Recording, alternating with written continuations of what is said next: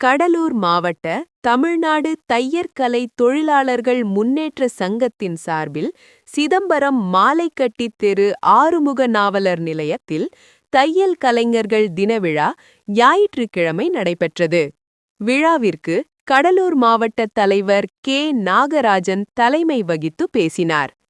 தையல் கலைஞர்களுக்கு ஓய்வூதியத்தை ரூபாய் 3000 உயர்த்தி வழங்க கோரிக்கை. மாவட்ட செயலாளர் பி. நந்தகோபால் வரவேற்று பேசினார். மாநில சங்க பிரதிநிதி கே. பழனிவேல் சிறப்புரையாற்றினார். வர்த்தகர் சங்க தலைவர் ஏ. அப்துல் ரியாஸ், செயலாளர் வி. இளங்கோவன், பொருளாளர் ஏ. சிவராம வீரப்பன், சங்க ஆலோசகர் பால்ஸ் ஆர். ரவிக்குமார் ஆகியோர் பங்கேற்று வாழ்த்துரையாற்றினர்.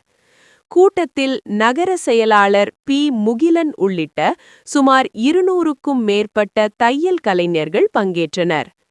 இந்த கூட்டத்தில் முக்கிய தீர்மானங்களாக தொழிலாளர் நல வாரியத்தில் பதிவு பெற்ற தையல் தொழிலாளர்களுக்கு வழங்கப்படும் ஓய்வூதியத்தை ரூபாய் 3000 உயர்த்த வேண்டும்.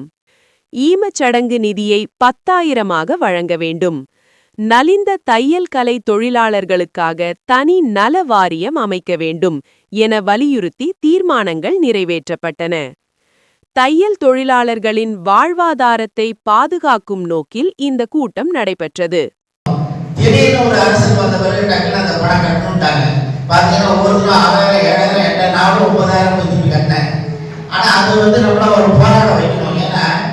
தையல் கலைஞர்கள் யார் என்று சொன்னால் நம்மளாம் எப்படி வாழறோம், எப்படி வந்திருக்கிறோம் அப்படின்னு சொன்னால் இந்த மண்ணிலே உலகத்திலே மனிதன் பிறந்தா பாருங்க.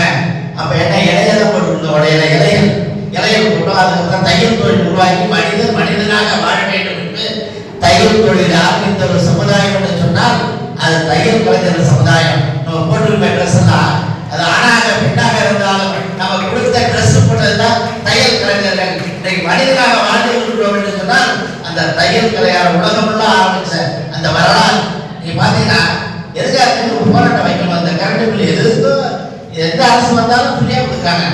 இது ஃப்ரீ அது ஃப்ரீன்றாங்க. ஆனா நாங்க என்ன சொல்றோம், தையல் கலைஞர் சார்பாக அந்த கடை நடத்துறாங்க, அது ஃப்ரீயா கொடுங்க. இல்ல ஒரு 100 ரூபா மட்டும் பணம் கட்டணும். ஏன் சொல்றோம்னு சொன்னா அமெரிக்காவில் 1889 மிகப்பெரிய போராட்டம் உங்களுக்கு தெரியும். அமெரிக்காவில் ஒரு போராட்டம் நடந்துச்சு. அந்த காலத்துல சிகாகோ நகர்ல வந்து 24 ரொம்ப நாள் போடாம மறுபடியும் போட்டுட்டாங்க. நம்ம இது கேட்டா நம்ம கேட்கறதுக்கே பிரச்சனை. நம்ம தான் போராட்டதே கிடையாது. எந்த ஒரு விஷயமும் போய் கேட்கறதே கிடையாது. இப்ப என்ன சொன்னாங்க, இந்த ஈவி நம்ம பணமே கட்டக்கூடாது அப்படின்னு சொல்லி 30% தான் இன்னைக்கு நம்மளை திரும்பி பார்க்குற அளவுக்கு செயலை கொண்டு வந்துருக்கோம். 30% தான். அந்த அடிப்படையில் பார்த்தீங்கன்னா நம்மளை எல்லாம் உலகத்துல அறிமுகப்படுத்தணும், நம்மளை அடையாளம் காட்டணும்னா யாருன்னா ஒரே தெய்வத்தால் மட்டும்தான் முடியும்.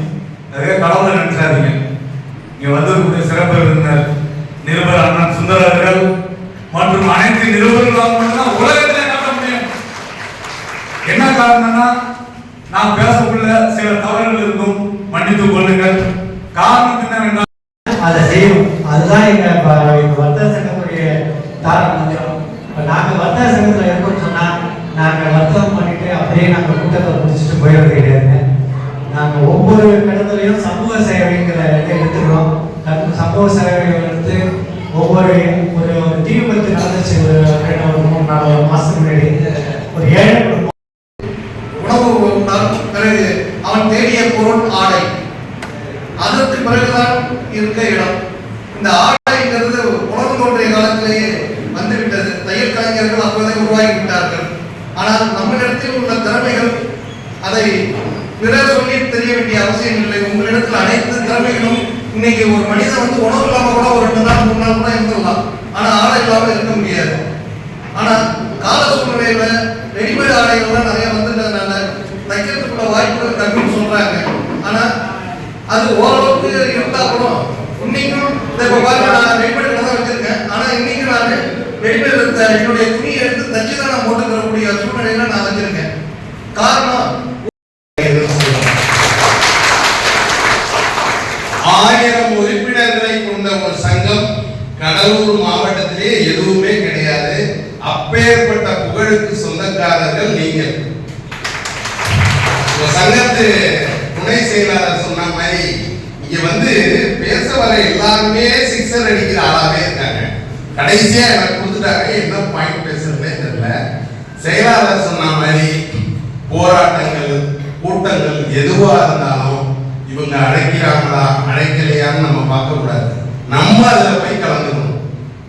எனது தந்தை இறந்து ஒரு